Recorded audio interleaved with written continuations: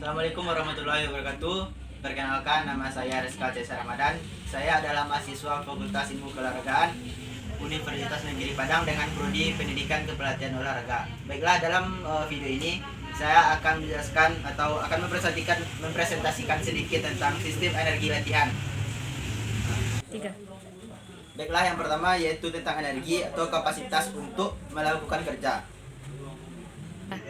Secara umum, kata energi mengacu pada konsep yang dapat dipaparasikan sebagai potensi untuk menyebabkan perubahan.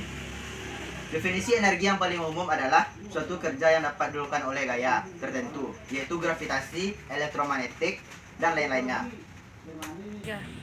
Dalam KBBI bidang fisika energi adalah kemampuan untuk melakukan suatu kerja, misalnya energi listrik ataupun energi mekanik. Baiklah, kita masuk dalam slide kedua, yaitu pentingnya energi untuk aktivitas.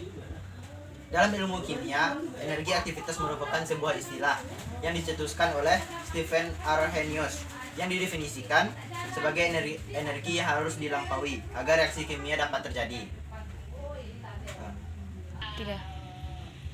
Energi aktivitas bisa juga dapat diartikan sebagai energi minimum yang juga dibutuhkan agar reaksi kimia tertentu dapat terjadi.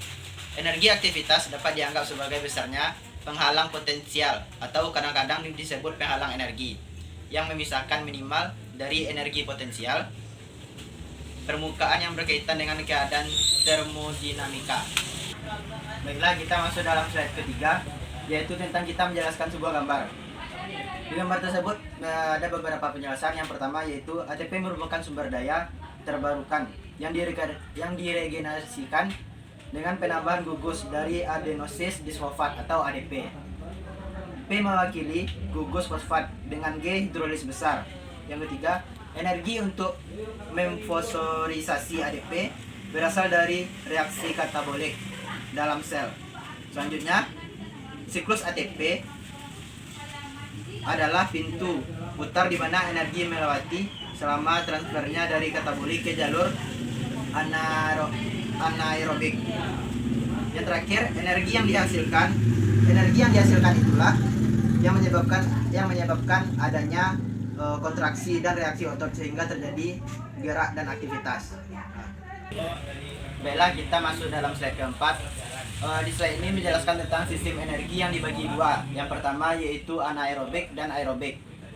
Anaerobik adalah sistem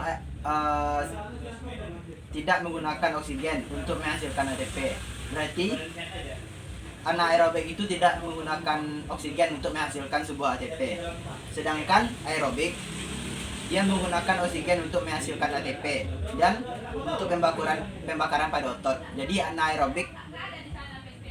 aerobik menggunakan oksigen untuk menghasilkan ATP, dan oksigen itu juga berfungsi untuk pembakaran pada otot. Baiklah, kita masuk dalam slide kelima, yaitu tentang anaerobik dan aerobik. Anaerobik ini terjadi melakukan suatu sistem, yaitu glikolisis anaerobik. Glikolisis ini menghasilkan glukosa. Glukosa ini berasal dari karbohidrat yang dikonsumsi oleh manusia sehingga menghasilkan energi. Energi inilah yang akan ujung-ujungnya menjadi sebuah ATP. Sedangkan aerobik adalah proses penanganan secara biologis atau tempat oksigen terlarut. Sistem oksidasi merupakan sistem yang digunakan untuk menghasilkan tenaga kimia untuk mikroorganisme. Dari sistem oksidasi ini terdapat tiga, yaitu glukosa, lemak, dan protein. Yang ketiga ini dia bercampur sehingga menghasilkan energi, dan energi inilah yang akan bercampur dengan energi aerobik sehingga menghasilkan ADP plus PI, sehingga dari situlah terjadinya sebuah ATP. Baiklah, kita masuk dalam selanjutnya, yaitu aerobik. Sistem aerobik ini menggunakan oksigen. Tidak hanya itu, sistem aerobik juga menggunakan karbohidrat, sama seperti dengan anaerobik maksud saya. Tetapi ada kelanjutannya, yaitu tidak hanya menggunakan karbohidrat, juga menggunakan glukosa, lemak, dan protein. Glukosa menjadi glukogen yang tersimpan di dalam otot dan aliran darah. Proses pemecahan disimpan di lemak untuk membentuk asetil CoA yang dihasilkan dari metabolisme dari glukosa. Protein dikonsumsi untuk dipecah menjadi asam amino. Hal ini bertujuan untuk proses pembakaran pada otot. Baiklah, kita masuk dalam slide selanjutnya, yaitu contoh-contoh olahraga anaerobik. Yang pertama ada lari sprint, angkat beban, tolak peluru, lempar cakram, dan lempar lembing. Dari beberapa olahraga tersebut kita dapat menyimpulkan bahwa olahraga anaerobik adalah olahraga yang mengandalkan kekuatan dan kecepatan pada tangan dan kaki dengan melakukan jarak tempuh atau waktu yang sesingkat-singkatnya. Selanjutnya yaitu contoh olahraga dalam aerobik. Ada beberapa, yaitu pertama jalan, jogging, bersepeda, berenang, senam aerobik. Dari beberapa contoh tersebut kita dapat menyimpulkan bahwa olahraga ini tidak terlalu mementingkan kekuatan atau kecepatan, tetapi lebih mementingkan kondisi fisik kita atau bagaimana daya tahan tubuh kita dalam melakukan olahraga dalam jangka panjang. Tidak hanya itu, olahraga aerobik ini juga dapat melatih oksigen secara bertahap dan dapat menyegarkan jantung kita. Baiklah, dalam slide terakhir ini kita akan menjelaskan tentang ciri-ciri aktivitas olahraga anaerobik dan aerobik. Yang pertama yaitu tentang intensitas. Dalam olahraga anaerobik, intensitas ini tergolong tinggi karena tergolong olahraga yang berat. Sedangkan dalam olahraga aerobik, intensitasnya rendah karena tergolong olahraga yang tidak begitu berisiko tinggi. Namun kita harus tetap mempertahankan kondisi fisik kita.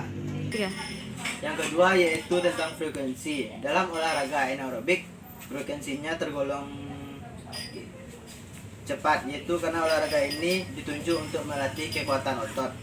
Sedangkan dalam olahraga aerobik, frekuensi gerak tergolong lambat karena olahraga ini dilakukan untuk mengukur siklus jantung kita. Selanjutnya yaitu tentang jarak. Dalam olahraga anaerobik, jarak tergolong dekat karena saat melakukan olahraga kita dituntut untuk melakukan gerak dalam posisi dekat. Sedangkan dalam olahraga aerobik, jaraknya tergolong jauh karena olahraga ini membutuhkan perjalanan yang jauh agar memperoleh oksigen secara bertahap. Yang terakhir adalah waktu. Dalam olahraga anaerobik, waktunya sebentar karena jarak kegiatannya tergolong pendek. Ini berbeda terbalik dengan olahraga aerobik. Waktunya tergolong lama agar mendapat oksigen secara baik dan membakar lemak jahat saat melakukannya. Dalam gambar yang terdapat pada slide terakhir ini, itu dijelaskan bahwa dalam anaerobik ini bermakna jika anaerobik dilakukan dalam jarak jauh, maka kekuatan yang dihasilkan akan rendah atau lama-kelamaan akan semakin rendah. Dalam olahraga aerobik ini berbanding terbalik dengan olahraga anaerobik. Dalam olahraga aerobik, semakin jauh kita melakukan suatu olahraga, maka semakin besar pula tenaga yang akan kita hasilkan. Baiklah, hanya itu video dari saya. Apabila ada yang salah, mohon maaf. Bagi teman-teman ada yang saya sebutkan tadi ada kesalahan, harap komen di bawah agar semua dapat pelajaran yang lebih baik. Sekian dari saya. Assalamualaikum warahmatullahi wabarakatuh.